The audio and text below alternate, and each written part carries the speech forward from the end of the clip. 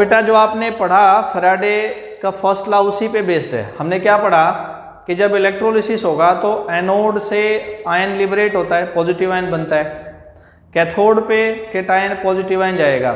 मैं इसमें और सुधार करता हूँ थोड़ा। मैंने कहा एनायन एनोड पे गया, उसका ऑक्सीडेशन हुआ और एक प्रोडक्ट बन गया, ये कहना ठीक है। और बच्चों केटायन गया कैथोड पे, रिडक्शन हुआ, इलेक्ट्रॉन लिया उसने, उसका प्रोडक्ट बन गया। तो फैराडे फर्स्ट लॉ कहता है अमाउंट ऑफ सब्सटेंस डिपॉजिटेड और लिबरेटेड एट एनी इलेक्ट्रोड, जो भी सब्सटेंस डिपॉजिट होगा या लिबरेट होगा, डिपॉजिट बच्चों जमेगा, लिबरेट जो वहां से प्रोड्यूस होगा, किसी भी इलेक्ट्रोड पे, कैथोड हो या एनोड हो, वो डायरेक्टली प्रोपोर्शनल होगा जितना वहां से चार्ज पास कर देंगे, जितना क्या पास कर देंगे वहां से चार्ज, उसके क्या होगा बच्चों, डायरेक्टली प्रोपोर्शनल होगा। ऐसा क्या है ये फैराडे का फर्स्ट लॉ। तो पहले इसको हम बच्चों क्या करते हैं, नोट डाउन करते हैं फैराडे फर्स्ट लॉ को। फैराडेज, या ऐसा डालेंगे हेडिंग, लॉज ऑफ इलेक्ट्रोलिसिस, और उसमें हम लिखेंगे बच्चों पहला लॉ फर्स्ट, जिसको बोलते हैं फैराडेज फर्स्ट लॉ। डेफिनेशन मैंने बताई दी, तरफ क्या कर देंगे बच्चों, हम नोट डाउन कर देंगे।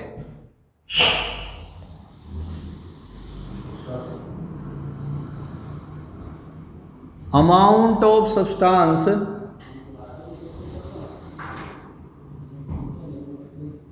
डिपॉजिटेड, डिपॉजिट होना, और लिबरेटेड, जो लिबरेट हुआ, कहां पर बच्चों, किसी भी इलेक्ट्रोड पे, कैथोड एनोड कोई भी, एट एनी इलेक्ट्रोड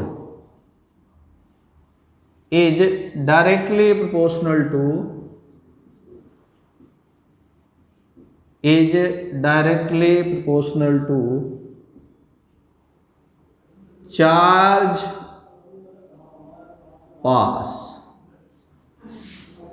बच्चों बोल दिया W is the amount of weight deposited or liberated, that is the directly proportional to charge Q। आया समझ?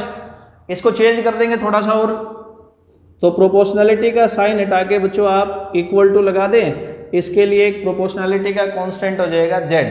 Z को बोलते हैं बच्चों, ये तो है ही प्रोपोर्शनलिटी का कांस्टेंट, और इसको बोलेंगे बच्चों इलेक्ट्रोकेमिकल इक्विवेलेंट। तो Z को लिखेंगे यहां से, it is constant of proportionality, ये प्रोपोर्शनलिटी का कांस्टेंट है, और इसका नाम हो जाएगा बच्चों कॉल्ड इलेक्ट्रो केमिकल इक्विवेलेंट। ठीक है, समझ आया? अब बच्चों चार्ज को आप चेंज कर सकते हैं, कैसे चेंज कर सकते हैं, आप सबने पढ़ा है बेटा, सब जानते हैं कि करंट किसके इक्वल होता है, flow of charge per unit time, पढ़ा ना ऐसा। और अगर आपको चार्ज निकालना है तो क्या हो जाएगा बच्चों, करंट इनटू टाइम, रख देंगे यहाँ W equal to Z, charge क्या आएगा, करंट इनटू टाइम। ठीक, मान लिया बच्चों यहां से करंट कितना है, 1 एम्पियर है, टाइम कितना है, 1 सेकेंड है, तो यहां से बोल देंगे हम क्या, W इक्वल टू Z।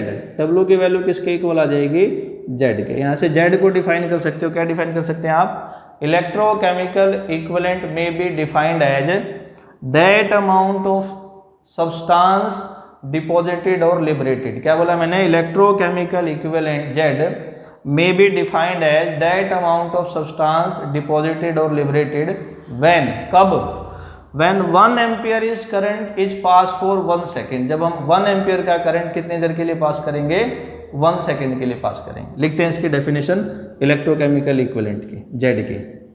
तो इलेक्ट्रोकेमिकल इक्विवेलेंट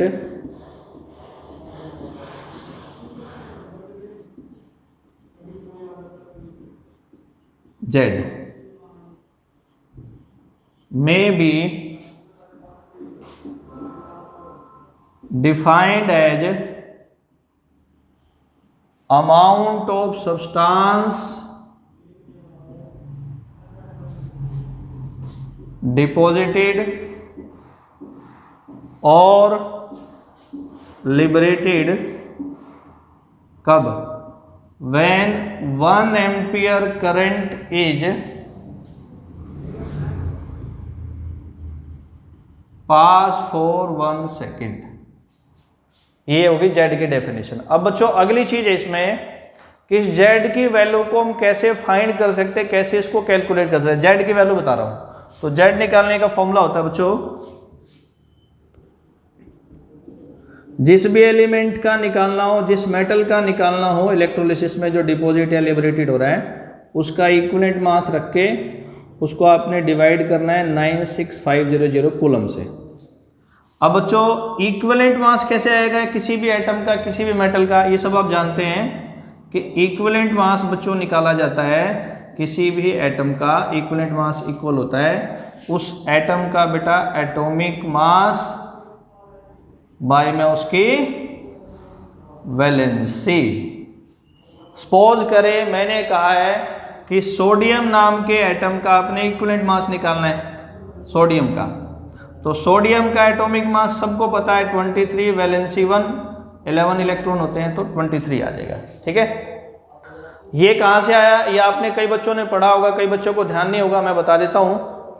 96500 कूलम बच्चों 1 मोल इलेक्ट्रॉन पे चार्ज होता है। मैंने कहा 1 मोल इलेक्ट्रॉन पे चार्ज, इसका प्रूफ है पूरा, आप जानते ही हैं, नहीं जानते तो भी मैं बता रहा हूँ। आपने पढ़ा है बच्चों ऐसा कि एक इलेक्ट्रॉन पे कितना चार्ज है? Negative 1.6 into 10⁻⁻19 coulomb. 1 मोल इलेक्ट्रॉन पे चार्ज बोल रहा हूं मैं, तो 1 मोल के अंदर कितने इलेक्ट्रॉन होंगे? नंबर निकालेंगे तो एवोगैड्रो के इक्वल, यानी बच्चों यहां से हम निकालेंगे तो 6.022 इंटू 10⁻23 इलेक्ट्रॉन का चार्ज अपने को निकालना है, तो इससे मल्टीप्लाई कर देंगे 6.022 इंटू 10⁻23। तो ये वैल्यू आ जाएगी बच्चों कितनी? 96500 कूलम। फैराडे नाम के साइंटिस्ट ने इसको बताया था, तो उनका नाम अमर करने के लिए वो अपने नाम से जाने जाएंगे, इसलिए इस 96500 कूलम को क्या बोल सकते हैं बच्चों? हम 1 फैराडे। तो ये सारी बातें ध्यान में आ गई होंगी आपको कि फैराडे फर्स्ट लॉ क्या कहता है। अब बच्चों इसके कुछ न्यूमेरिकल करते हैं, किसके? फैराडे फर्स्ट लॉ के। देखते हैं कौन कौन से न्यूमेरिकल हैं। पहले मैं स्टेटमेंट लिखता हूं। मैंने कहा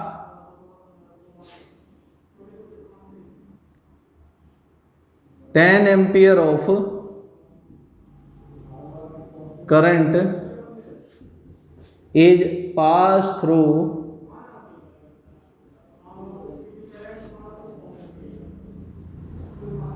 मोल्टन MgCl2 फॉर 30 मिनट्स। कितनी देर के लिए? 30 मिनट्स के लिए। ठीक है, आपने यहां से फाइंड करना है बेटा, फाइंड द, ये आ जाए statement, find the amount of, कितना मैग्नीशियम डिपॉजिट होगा, ये स्टेटमेंट। मैंने कहा है 10 एम्पियर का करंट मोल्टन MgCl2 से पास किया गया 30 मिनट्स के लिए, तो आपने बताना है बच्चों कितना वहां से मैग्नीशियम क्या हो जाएगा? डिपॉजिट हो जाएगा। पहले जो जो चीजें गिवन है उनको लिख लेंगे और फैराडे का फर्स्ट लॉ का फॉर्मूला लगा देंगे, 1 मिनट में आ जाएगा न्यूमेरिकल। देखिए आपको क्या क्या गिवन है बच्चों? करंट 10 एम्पियर, टाइम है 30 मिनट्स। आपने सेकंड बनाना है, बना सकते हैं, नहीं तो मिनट में भी आंसर आ जाएगा, कोई प्रॉब्लम नहीं इसमें। ये W बताना है। तो फैराडे के फर्स्ट लॉ का फॉर्मूला लगाएंगे, W = ZI/T। आप कहेंगे सर हमारे पास करंट भी है और टाइम भी है पर जेड नहीं है। जेड मैंने आपको निकालना सिखाया है, इक्विवेलेंट मास बाय में 96500 कूलम। इक्विवेलेंट मास में पहले क्या निकालेंगे हम? Equivalent mass by 96500 coulomb. तो सबसे पहले बच्चों हम क्या निकालेंगे? Equivalent mass. इक्विवेलेंट मास कैसे निकालते हैं? Atomic mass. किसका एटॉमिक मास बच्चों? जो डिपॉजिट हो रहा है, पूरे का नहीं लेना कभी भी, इसमें कंफ्यूजन होती है बच्चों को। कहता ना ये चीज डिपॉजिट हो रही है, जो डिपॉजिट हो रही है उसी का लेना एटॉमिक मास।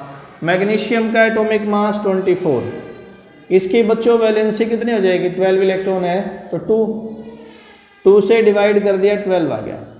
जेड निकाल लेंगे, इक्विवेलेंट मास बाय में 96500 कूलम। इसको पुट कर देंगे बच्चों 12 अपॉन में 96500 कूलम। करंट कितना है 10, टाइम कितना है 1800 सेकेंड। इस पूरे को सोल्व कर लेंगे, इतने ग्राम डिपॉजिट हो जाएगा। ये बच्चों पहला क्वेश्चन। एक क्वेश्चन और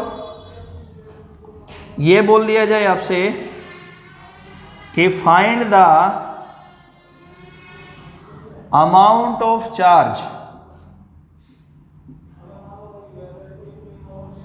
इन faraday required to deposit 54 gram aluminium. कितने gram aluminium 54 gram by electrolysis of molten AlCl3। तो जैसे मैंने बच्चों पहले वाले न्यूमेरिकल में कहा है कि पहले आपने यहां से क्या फाइंड करना है बेटा कि क्या क्या चीजें गिवन है, और फिर अपने आप ध्यान में आ जाएगा कि अपने को लेकर के क्या आना है। आपको गिवन है क्या अमाउंट 54 ग्राम, फाइंड क्या करना है आपने चार्ज। फॉर्मूला लग जाएगा फैराडे वाला, देखें ये वाला W = Z/Q है ना। फॉर्मूला आ गया बच्चों W = Z/Q। यहाँ से Q फाइंड करना है, W/Z कितना सब्सटेंस दे रखा है 54 ग्राम। वही बच्चों पहले वाली कहानी, पहले Z निकालेंगे। Z क्या होगा इक्विवेलेंट मास बाय 96500 कूलम। तो पहले क्या फाइंड करेंगे इक्विवेलेंट मास। तो एक काम और करना है, अब मैंने देखो पहले वाले क्वेश्चन में भी समझाया बच्चों आप सबको कि इक्विवेलेंट मास किसका लेना है जो डिपॉजिट हो रहा है। डिपॉजिट कौन हो रहा है एल्यूमिनियम। एल्यूमिनियम का एटॉमिक मास है बच्चों सबको पता है 27। एल्यूमिनियम में 13 इलेक्ट्रॉन होते हैं 13, वैलेंसी आ जाएगी 3, इक्विवेलेंट मास आ गया 9। ये बात समझ आई, एटॉमिक मास बाई वैलेंसी 9 आ गया। यहाँ से Z इक्विवेलेंट मास अपॉन में 96500 कूलम। तो Z की वैल्यू रखेंगे बच्चों 9, यहाँ आ जाएगा, ये बच्चों कहाँ भाग जाएगा ऊपर चला जाएगा 96500 कूलम। अब एक बात और ध्यान करने की कि चार्ज तो आ गया आपका, लेकिन आपने किस में बताना है फैराडे में बताना है। 96500 कूलम में कितना फैराडे है 1। 96500 कूलम में कितना फैराडे है 1 फैराडे। ये 6 आ गया यहाँ से बस, तो आपका आंसर आ गया फैराडे में 6 फैराडे। समझ आया 96500 कूलम में 1 फैराडे है।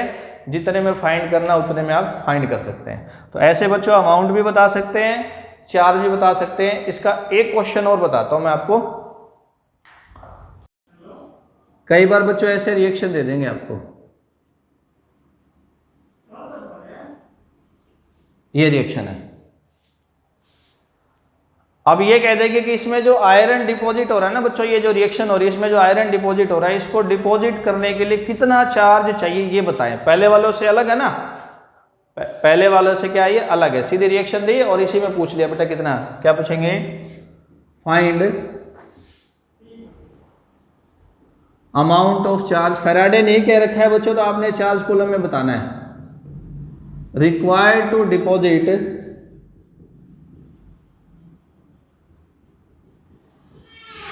आयरन।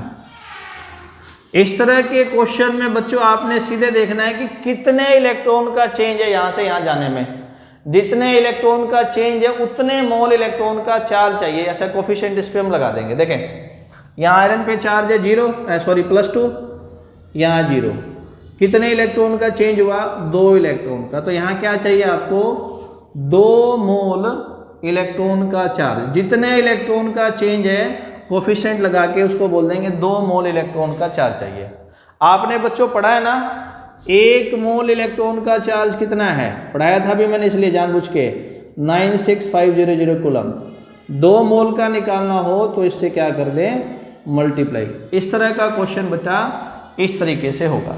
एक और बताता हूं, मान लिया बेटा ऐसे कोई रिएक्शन चल रही है, ये रिएक्शन है, ये बन गया। इससे कहता है भाई कि जब इस रिएक्शन के अंदर एसिडिक मीडियम है MnO2 पॉजिटिव बना तो कितना चार्ज चाहिए। यहां भी सेम वही बात पूछ ली, कितने चार्ज की रिक्वायरमेंट है। कोई भी रिएक्शन हो सकती है, रिएक्शन में आपसे चार्ज पूछ ले तो इसको इस तरीके से करना है। पहले बेटा Mn का ऑक्सीडेशन नंबर यहाँ निकालना है, फिर यहाँ निकालना है, दोनों में इलेक्ट्रॉन का चेंज देखना है, जितने इलेक्ट्रॉन का चेंज होगा, देखो मैंने क्या कहा है, Mn का ऑक्सीडेशन नंबर दोनों जगह निकालना है, पहले यहाँ पर फिर यहाँ पर, फिर दोनों के अंदर इलेक्ट्रॉन का चेंज बताना है, जितने इलेक्ट्रॉन का चेंज आएगा उतने मोल इलेक्ट्रॉन का आपने चार्ज निकालना है, ऊपर वाले की तरह ही। ऐसा इसको देखते हैं,